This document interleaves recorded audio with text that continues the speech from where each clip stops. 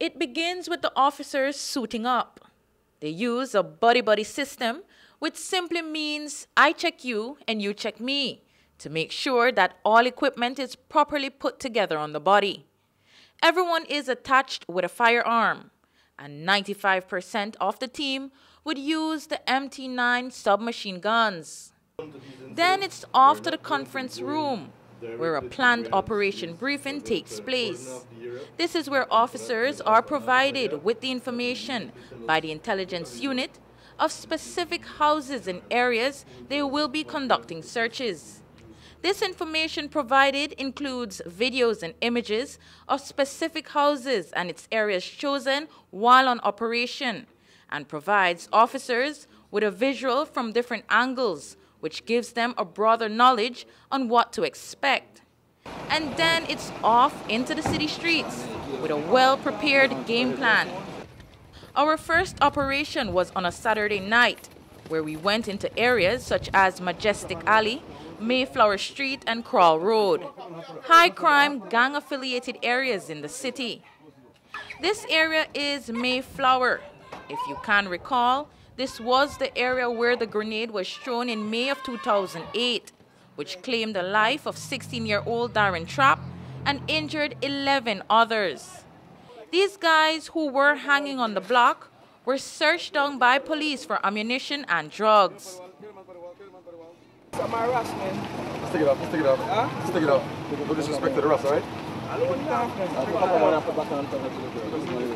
What's your name? Jervis. This up for me here. Let it go. Alright. Officer, just tell the man this up for me here, man. Yes, man, I know this is the point officer. Alright. Check it. Man, I just come from foreign to the rest side where I see my son. What? The man got 3.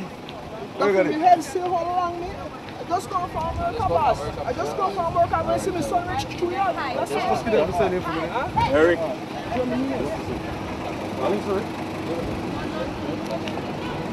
And then it was onto this yard, just a couple yards away from where the first search on the men were conducted. As big man, I'm trying to help for the kids. You know? I understand you, baby, but lad, man, you got a holy picnic right amongst the weed, the smoke. Everybody smell the weed. I didn't tell you, man. I didn't tell you, man. Come on. But this one man was taken away by police because he owed the court some money. And so he was detained until Monday, where he paid his bill and was released.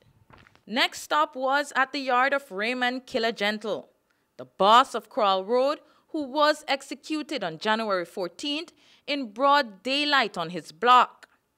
This specific yard is a well-known base for people and is where police believe firearms would normally be stashed.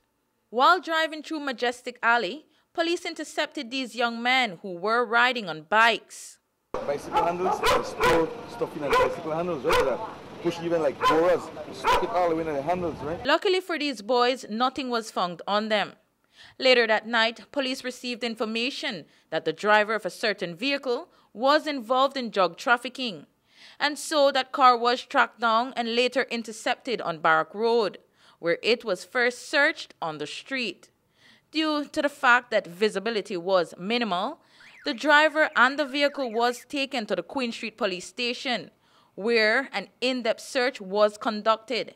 Again, no drugs was found on the driver nor in his vehicle, and so he was free to go after a 4-hour search. Our next operation with the team was a pre-dawn. We headed out at 5 o'clock in the morning. First stop at a house in the Belama Phase 4 area, where information to police was that the house was being used to stash ammunition and drugs for one of the biggest street gangs in Belize. As standard operational procedure, the warrant is being read out loud to inform the household on the purpose of the search. It is being held up for them to view, but not touch. Information such as name, date of birth, and residence is taken by an officer, as the others proceed to search the house. Every area of the house is thoroughly searched. Normally, a house search runs for up to 5 hours. While searching the bedrooms, the occupant of the room is called inside to look on. What happened is they're conducting a search in the first room. 2 occupants inside the room. The police find some illegal substance, contraband, what we believe to be cannabis or weed, right? So we're doing the house by section, right? Then we go into the other room, which is occupied by this young man and the little boy. Right from there, we do this room, room number 3, which is your room and your daughter's room, I believe, all right? So we'll search each room section by section. However, when we finish with the entire rooms, we'll do the inside the perimeter of the house, including the hall, the kitchenway, and this area here. Okay, ma'am? Okay, so like I mentioned earlier, we'll do it by sections. Okay? After a 4-hour search, everyone except for the children was taken away to the police station for drug possession charges. Next house was on North Creek, where the entire yard was surrounded by police. The search was at the house of 2 brothers, and police were looking for drugs. Again, as proper operational procedures, a warrant was shown to the 2 occupants. I see no need for me to put handcuffs on you people, but usually I do it for the protection of yourself and the safety of my officers, all right? But however, I get good response from you guys. So what we'll do, we'll search your room first, while I want you to just relax there, or relax right here, sir, while the officer conducts search. All right? As the board could say, that's how I find, and you see the case. The someone appears to be green substance, believes to be cannabis, right? You both have nothing to say unless we should do so. But whatever you say will be taken in writing and given evidence. You're under arrest for the offense of drugs. Do you understand? Do you understand? Do you both understand? Good. Yep. Because at the time of the search, you both are here. And you both reside here, alright? Good. And so they were both handcuffed. A gram scale was also found, which indicated to police that the men might be selling drugs. I sync up with seats. Again, you have nothing to say unless we should do so. But whatever you say will be taken in writing and given evidence. Alright? You're under arrest. Again, with seats. Alright? Cannabis seats. The search continued into the yard, where police began digging holes with shovels in different parts of the yard. That led to the discovery of a black plastic bag that was buried under the back stairs. Inside the black bag were smaller clear bags, packaged with weed. At that point, the 2 men's sister, who lives on the lower flat of the house, was asked to accompany the police to the station, since the drugs was also found in her yard. She fainted almost instantly and had to be carried away by 2 of the officers. She was placed on a table right in the same yard, where she stretched off, gasping for air.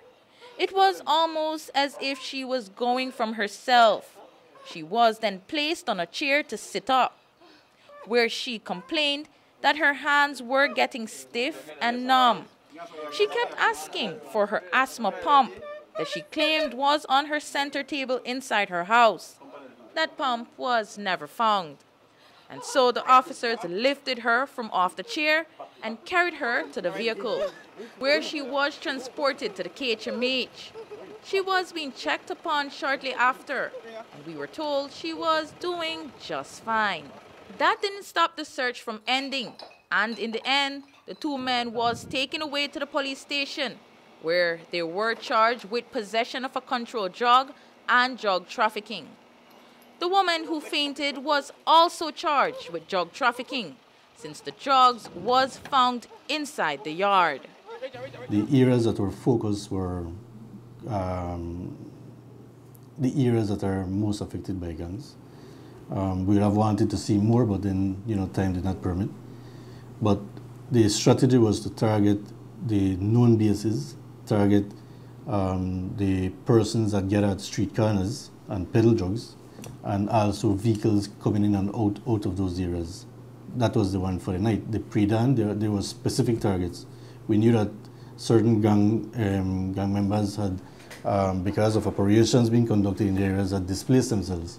So one of the operations was targeted at that. And in fact, some of the persons that were found in that house were not, in fact, resident of that house. Then the other operation was another gang where, of course, we found drugs buried in the sand on the premises.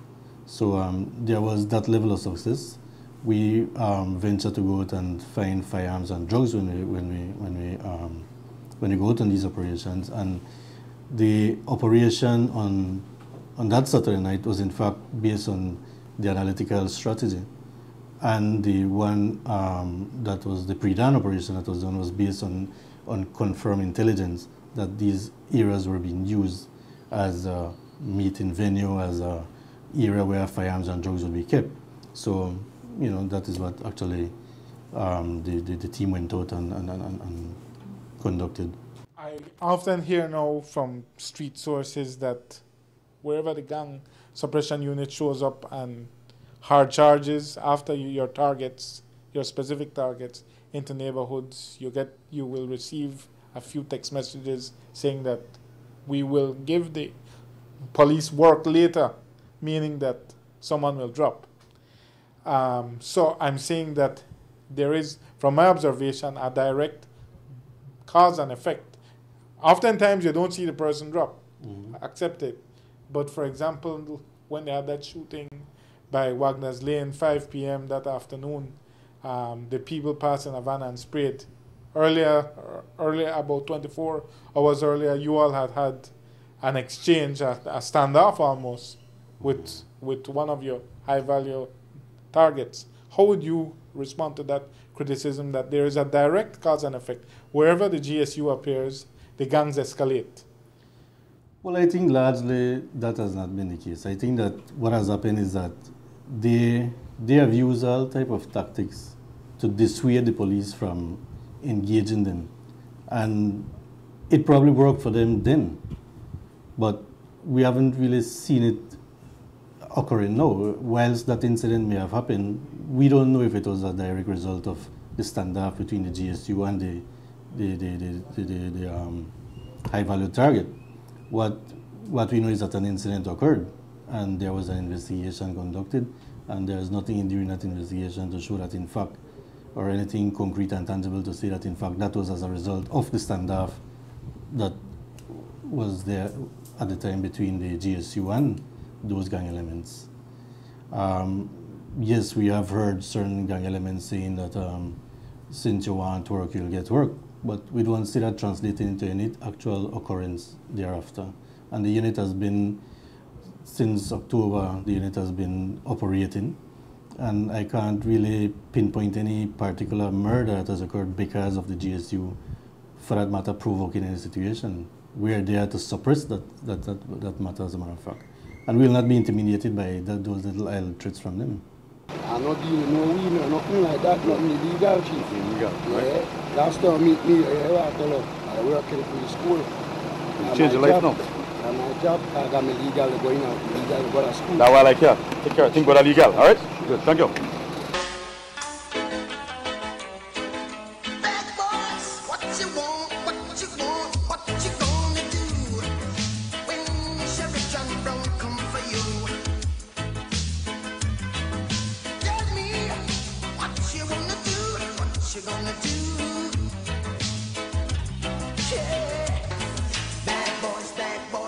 What you gonna do?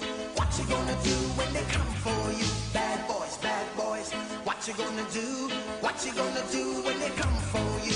When you were 8 and you had bad traits, you go to school and learn the golden rule. So why are you acting like a bloody fool? If you get hot, then you must get cool. Bad boys, what you gonna do?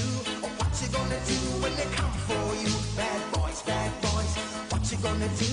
What you gonna do when they come for you? You chuck it on that one, you chuck it on this one, you chuck it on your mother and you chuck it on your father, you chuck it on your brother and you chuck it on your sister, you chuck it on that one and you chuck it on me. Bad boys, what you gonna do? What you gonna do when they come for you? Bad boys, what you gonna do? What you gonna do when they come for you? Bad boys, what you gonna do? What you gonna do when they come for you? Bad boys,